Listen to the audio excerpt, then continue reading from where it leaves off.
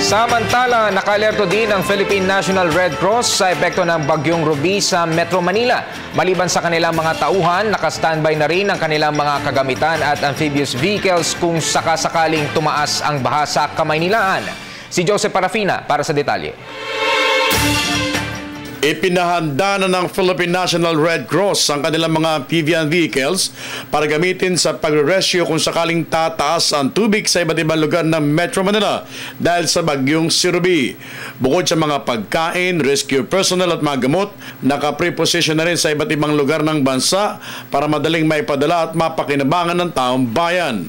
Nagpatakbo na rin ang mga truck at ng pagkain at mga gamot sa Kabisayan bilang dagdag sa mga nanduna.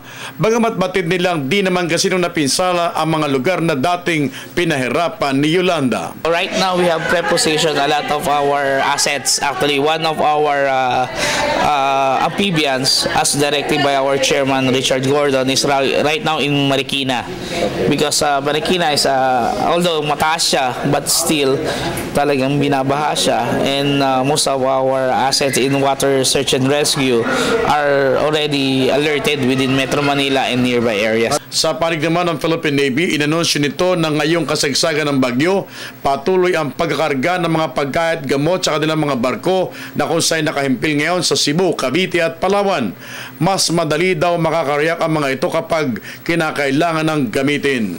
Ngayon po, inintay lang po natin kumalma ang weather or yung maging safe po yung magiging transportation po nila, yung transport po natin. And then definitely, they could be deployed everywhere po kung saan talaga kailangan.